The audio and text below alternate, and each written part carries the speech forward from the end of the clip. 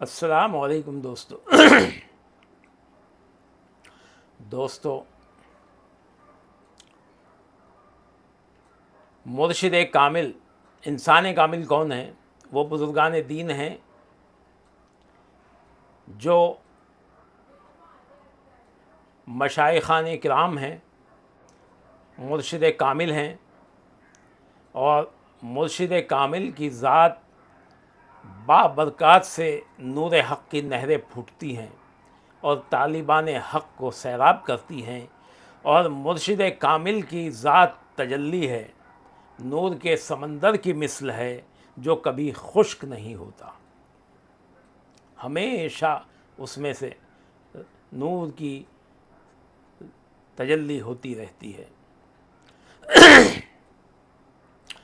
तजल्ली अनवार हक़ ताला ही दीदार इलाही की वजह है, यानी तजल्ली अनवार हक़ ताला ही की वजह से दीदार इलाही नसीब होता है।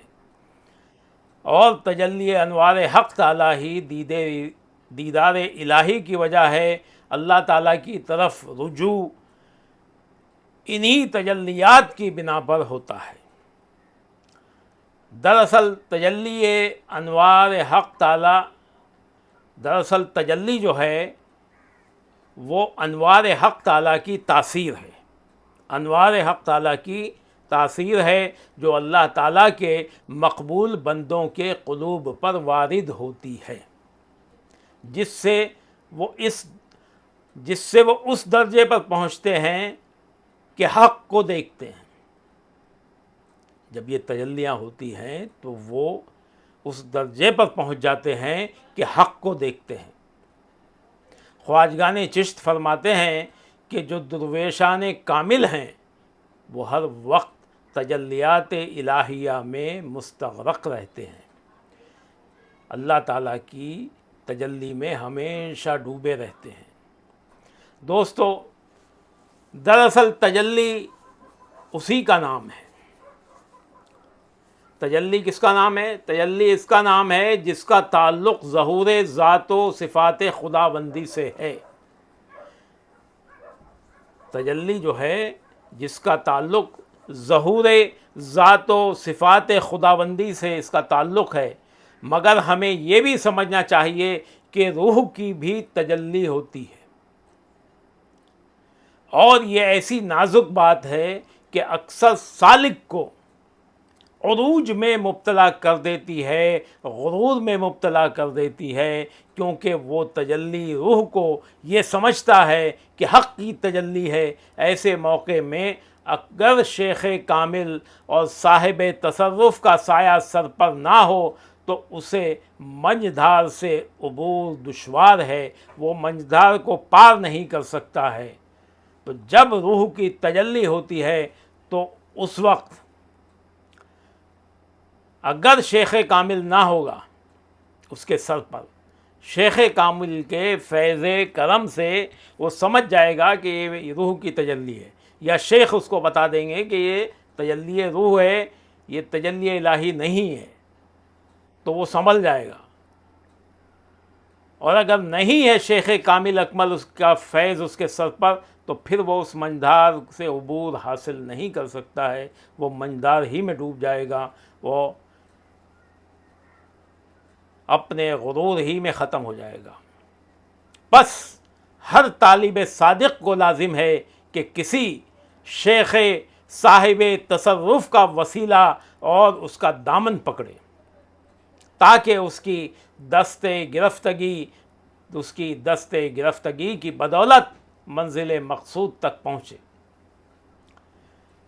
चुनांचे कुरान करीम ने भी ख़बर दी है कि वाअतुल बुयूता मिन अब्वाबिहा, यानी अपने घरों में दरवाज़ों से दाखिल हों। तो ये जो शेख हैं, ये जो मुर्शिद हैं, ये जो कामिल अकमल शेख और मुर्शिद हैं, ये हमारे लिए राह बताने वाले रहनुमा तो हैं ही, बल्कि हमारे लिए एक ऐसी पनाहगाह का दरवाज़ा भी हैं जिसमें उनके दरवाज़ों से गुज़र कर हम पनाह हासिल कर सकते हैं।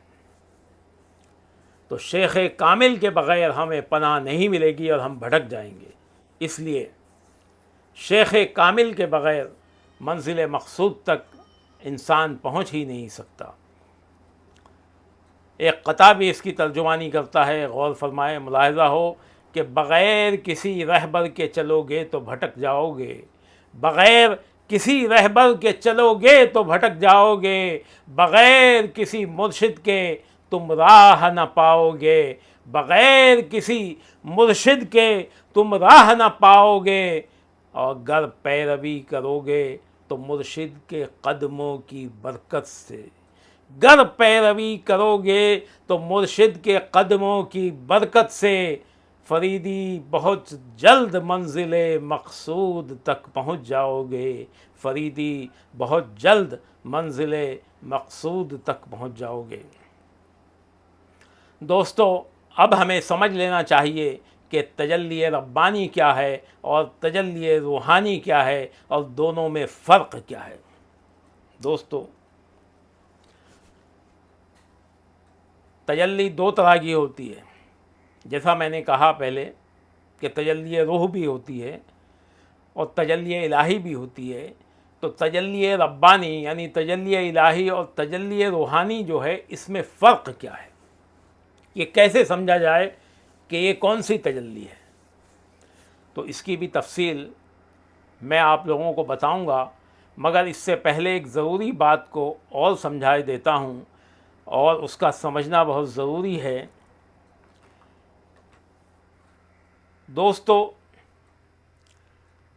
जब आईनाए दिल वजूद मा सिवा की कदूरतों से, यानी जब हमारा दिल ये जहाँ भर की और जितने भी तमाम कायनात हैं उनकी ख्वाहिशात या उनकी कदूरतों से मुसफ़ा व मुजल्ला यानी पाक व साफ़ हो जाता है, यानी दिल को दर्जाए कमाल की सफाई हासिल हो जाती है, तो उस वक्त दिल जमाले हज़रत हक़ के आफ़ताब की जलवा रेज़ी के लायक हो जाता है और ज़ात व सिफ़ात खुदावंद ताला का जामे जहां नुमा बन जाता है। यानी आसान लफ्ज़ों में ये कि जब हमारा दिल साफ़ हो जाता है, क़ल्ब बिल्कुल साफ़ हो जाएगा और मुसफ़ा हो जाएगा, मुजल्ला हो जाएगा, यानी जब उसके अंदर हमारी इस तमाम दुनिया की तमाम ख्वाहिशात उसमें से मिट जाएंगी, तो तब वो दिल मुजल्ला व मुसफ़ा होता है, साफ़ हो जाता है, मुजल्ला हो जाता है, एकदम आईने की तरह चमकने लगता है। तब अल्लाह ताला की ज़ात व सिफ़ात का जामे जहां नुमा बन जाता है, यानी उस वक्त वो इस काबिल हो जाता है कि अब अल्लाह ताला की ज़ात सिफ़ात की तजल्ली उसमें नमूदार होने लगती है। लेकिन दोस्तों, ये कुछ ज़रूरी नहीं कि जिसका दिल साफ़ हो जाएगा उसको तजल्ली ज़ात व सिफ़ाती का मुशाहिदा भी होने लगेगा, क्योंकि ज़ालिका फ़ज़्लुल्लाहि युअतिही मन यशा, यानी ये खुदा की बख्शिशें हैं, जिस पर चाहता है करता है। यानी तुमने ज़िक्र व अज़कार करके, मुर्शिद के कहने से तुमने तमाम वज़ाइफ़ व रियाज़त व मुजाहिदे और तर्क दुनिया करके, दुनिया उक़बा तर्क उक़बा करके अपने दिल को साफ़ तो कर लिया, लेकिन ये तुम्हारी कोशिशों से ये ज़रूरी नहीं कि अल्लाह ताला तुम्हारे दिल पर तजल्ली भी फरमाए, क्योंकि ये तो उसका करम है। ज़ालिका फ़ज़्लुल्लाहि युअतिही मन यशा, यानी ये खुदा की बख्शिशें हैं, जिस पर चाहता है करता है। इसकी मिसाल ये समझ लो कि देखो,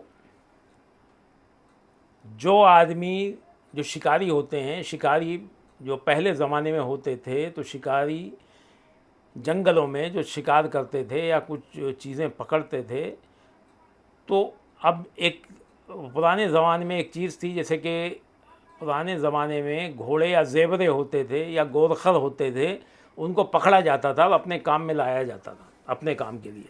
तो उसके लिए पकड़ने के लिए उस वक्त तेज़ दौड़ने वाला शख्स होता था, जो तेज़ दौड़ के और उन घोड़ों की गर्दनों में रस्सियां डाल सके।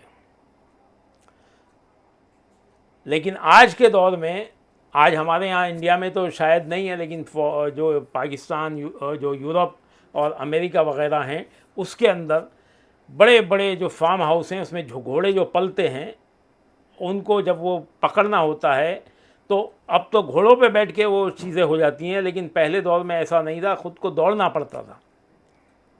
तो देखो, दौड़ने वाला ही गोरखर यानी ज़ीब्रा को पकड़ता है। पुरानी एक मिसाल है, कहा जाता था कि दौड़ने वाला ही गोरखर को पकड़ता है, यानी जो दौड़ना जानता है वही ज़ीब्रा को पकड़ सकता है। मगर ये लाजिम नहीं कि हर दौड़ने वाला गोरखर को पकड़ ही ले, कभी नहीं भी पकड़ में आता। तो इसीलिए कि हर क़ल्ब जो मुसफ़ा है, मुजल्ला है, तो ज़रूरी नहीं कि उसमें तजल्ली हो ही जाए, क्योंकि वो तो खुदा की करम, खुदा की बख्शिश है। वो जब हो अता होगी, जब हो जाएगी। तो ये कि हमने दिल साफ़ कर लिया, हमारी तजल्ली नहीं हुई, तो सालिक को ये समझना चाहिए कि मैंने मेरा काम कर दिया, अब उसकी करम की इंतज़ार करो, उसकी बख्शिशों का इंतज़ार करो। जब उसका करम होगा, उसकी बख्शिश होगी, तो उसकी तजल्ली भी होगी। और दूसरी सूरत यह है कि दिल की सफाई के बाद, जब दिल साफ़ हो जाता है, तो दिल की सफाई के बाद सालिक को इतनी रूहानी तरक्की हो जाती है कि अनवार रूह बशाने तजल्ली ज़ाहिर होने लगते हैं। एक तो होता है उसके करम से, और जब उसका करम हो जाता है और उसका दिल साफ़ हो जाता है, तो वो उसके अंदर अनवार रूह बशाने तजल्ली ज़ाहिर होने लगते हैं।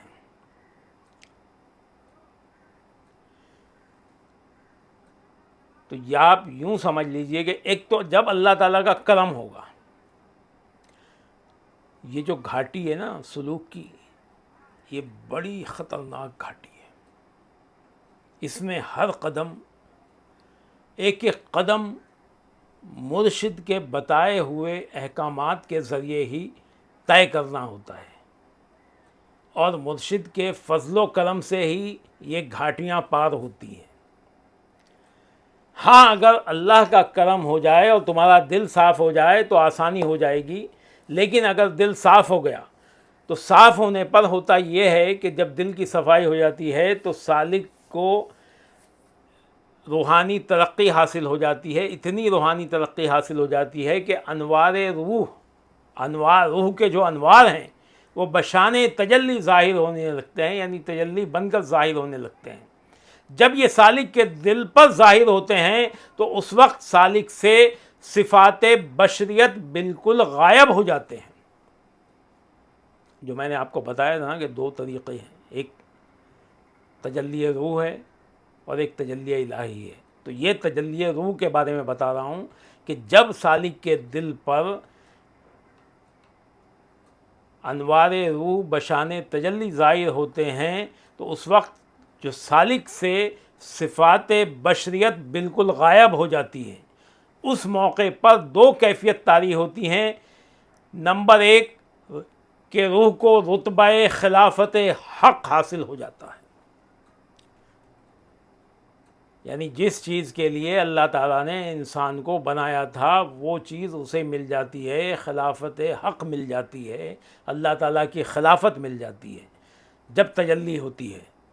तो नंबर एक, रूह को रुतबा खिलाफत हक़ हासिल हो जाता है और उस बाअज़्ज़ो शान तख्त खिलाफत पर अपना जलवा देखकर कभी दावाए अनल हक़ कि मैं खुदा हूँ करने लगता है, और कभी ऐसा मालूम होता है कि तमामी मौजूदात को रूह अपने पाया तख्त के सामने सरबसजूद पाती है और इतरा जाती है, समझती है कि हम ही हम हैं, हम ही हम हैं।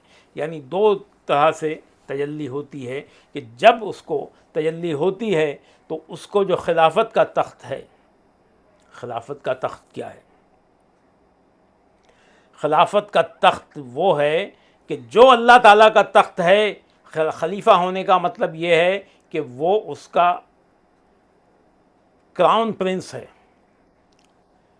तो जब बादशाह तख्त पर नहीं होगा तो क्राउन प्रिंस तख्त पर बैठता है।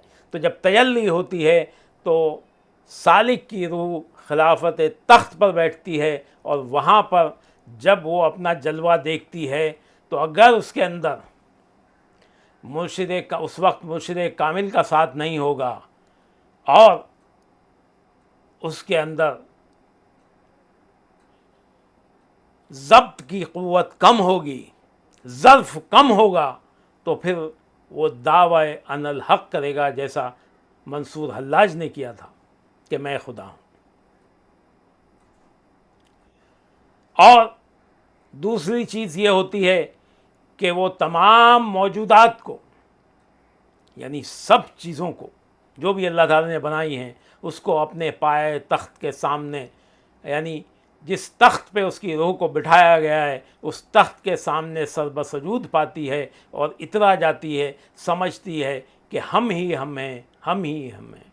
यानी ये दोनों चीज़ें उस वक्त ख़तरनाक होती हैं और उस वक्त संभलना बड़ा मुश्किल होता है। उस वक्त संभालने के लिए मुर्शिद चाहिए, मुर्शिद कामिल अकमल चाहिए और उसका फैज़ चाहिए। जैसा कि, और ये हदीस शरीफ से साबित है, हदीस शरीफ है कि इज़ा तजल्ली अल्लाहु बिशैइन ख़ज़अ लहू कुल्लु शैइन, यानी जब अल्लाह ताला किसी को अपनी तजल्ली दिखाता है तो उसके लिए हर चीज़ ताबे कर देता है, उसके हर चीज़ उसके ताबे हो जाती है।